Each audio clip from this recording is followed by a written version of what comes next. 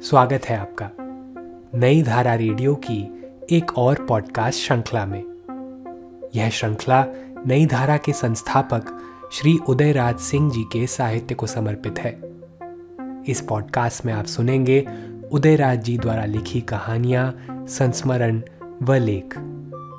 सुनना न भूलें नई धारा रेडियो पर। कारगिल के शहीदों को सलाम।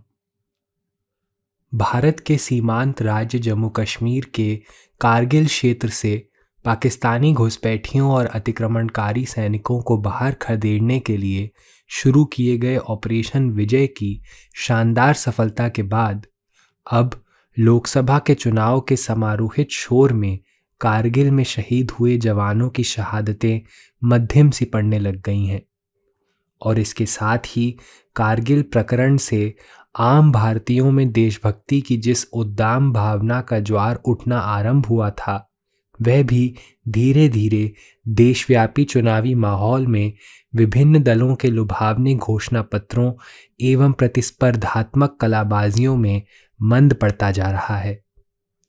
विगत 20 फरवरी 1999 को जब प्रधानमंत्री अटल बिहारी वाजपेयी की लाहौर बस यात्रा को विश्व भर में ऐतिहासिक सद्भावना यात्रा कहा जा रहा था, तब कौन जाने वाजपेयी को कारगिल की चोटियों में फैल रहे पाकिस्तानी घुसपैठियों की खबर थी अथवा नहीं।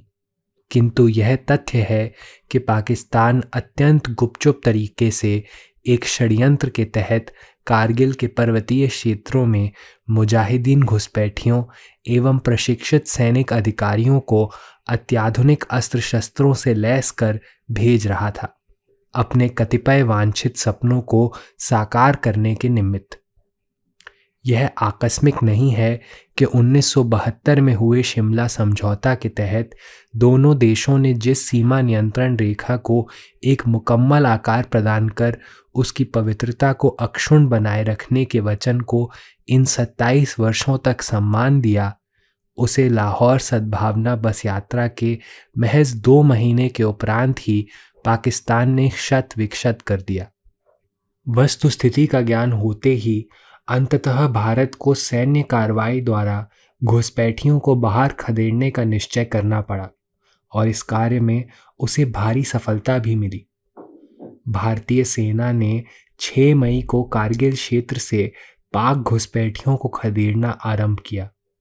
कारगिल क्षेत्र में दोनों देशों की लंबाई 140 किलोमीटर की है, जबकि इस पूरे क्षेत्र की ऊंचाई 4,572 मीटर से लेकर 5,182 मीटर तक की है। इस दुर्गम क्षेत्र में फन फैलाए प्रशिक्षित घुसपैठियों एवं पाक सैनिकों का सामना करना भारतीय सैनिकों के लिए आसान नहीं था। फिर भी हमारे फौलादी जवानों ने दुर्गम मार्गों से ऊपर चढ़ते हुए एवं अत्याधुनिक शस्त्रों से सुसज्जित दुश्मनों की गोलियां खाते हुए द्रास, बटालिक, तोतोलिंग, टाइगर हिल आदि महत्वपूर्ण चोटियों को अपने कब्जे में लेकर अंततः शत्रुओं को खदेड़ दिया।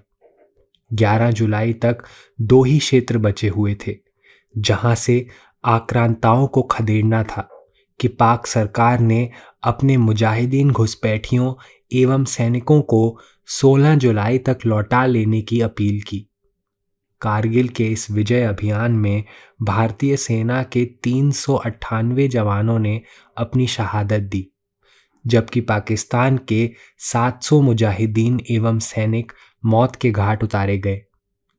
यद्यपि कारगिल में अब प्रत्यक्षतः युद्ध विराम हो चुका है, फिर भी वहां नित्य हो रही छिटपुट घटनाओं ने हमें चौकस कर दिया है कि न केवल कारगिल क्षेत्र बल्कि पाकिस्तान से लगी अपने देश की सभी सीमाओं में, जिनमें पंजाब में 554 किलोमीटर की सीमा है, गुजरात में 502 किलोमीटर, पाक अधिकृत कश्मीर में 750 किलोमीटर तथा चीन के साथ भी भारत की सीमा 3,149 किलोमीटर की है, हमें निरंतर कड़ी चौकसी बनाए रखनी होगी।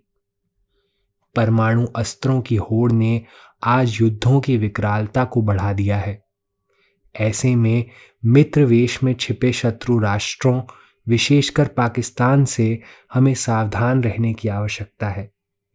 आखिर इस तथ्य को कैसे झुटलाया जा सकता है कि कारगिल संघर्ष से पूर्व भी कुछ ही दिनों तक चले भारत पाक युद्ध की अवधि में 1947 ईस्वी में 1103, 1965 में 2902 तथा 1971 में 3630 भारतीय जवानों एवं अधिकारियों ने शहादत दी थी। इस बार कारगिल क्षेत्र में लड़े गए युद्ध में एक अनुमान के अनुसार हमारे देश के लगभग 2000 करोड़ रुपए खर्च हो गए। इन युद्धों के कारण राष्ट्र को अपने विकास के एवज में कितनी बड़ी कीमत चुकानी पड़ती है। कारगिल युद्ध के समय संपूर्ण राष्ट्र ने जिस एकजुटता, देश प्रेम एवं अपने सैनिक भाइयों के प्रति सद्भावना का परिचय दिया, वह बेमिसाल कहा जाएगा। धार्मिक, सांप्रदायिक, जाति एवं भाषागत भावनाओं से ऊपर उठकर इस देश के लोगों ने अपने सैनिक भाइयों के पीछे खड़े होकर उनका मनोबल बढ़ाया और हर प्रकार से उनकी सहायता की। देश प्रेम की जो भावना मृत प्राय हो गई थी, वह पुनः जागृत हो गई। आवश्यकता है आज देशवासियों में जगे इस देश प्रेम की भावना को एक ठोस आकार देते हुए उसे राष्ट्र पुनर्निर्माण एवं विकास में तब्दील करने की। आखिर इस चुनौती को अंजाम देने की अपेक्षा आज हम किन से करें? कम से कम राजनेताओं से इसकी अपेक्षा नहीं की जा सकती, क्योंकि चुनावी घमासान में जिन पैंतरों के साथ वे एक दूसरे के सामने घुर्रा रहे हैं, उससे अंकों के खेल वाले लोकतंत्र में वे अपनी सत्ता की भूख भले मिटा लें, देश की निस्वार्थ सेवा नहीं कर सकते।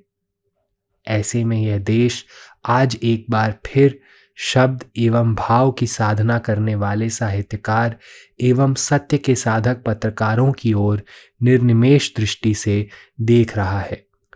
आज जबकि दुनिया में सत्ताई भूख के कारण नए नए प्रकार के दबाव बनते जा रहे हैं और हर पल परमाणु प्रक्षेपास्त्रों के जखीरे के दंश से मानव शत विकशत जीवन जीने को अभिशप्त हो गया है, ऐसे में कौन जाने ज्ञान एवं साधना का मधुमय देश भारत अपने अमृत पुत्रों के सहयोग से न केवल अपना पुनर्निर्माण करेगा, अपितु आने वाले दिनों में एक बार फिर से संपूर्ण विश्व का भी मार्गदर्शन कर पाने में सफल हो सकेगा।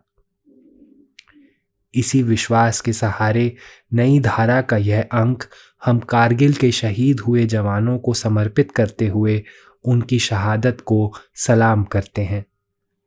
पुनश्च कारगिल में शहीद हुए जवानों के परिवारों की सहायतार्थ नई धारा ने 5000 रुपये की तुच्छ राशि भी प्रधानमंत्री कोष में प्रदान की है। इस पॉडकास्ट को सुनने के लिए आपका धन्यवाद। हम आशा करते हैं कि हमारी यह प्रस्तुति आपको ज़रूर पसंद आई होगी। अन्य पॉडकास्ट्स, वीडियो इंटरव्यूज़ आदि के लिए नई धारा को सभी सोशल मीडिया प्लेटफॉर्म्स पर फॉलो करें। जल्द ही आपसे फिर मुलाकात होगी। धन्यवाद।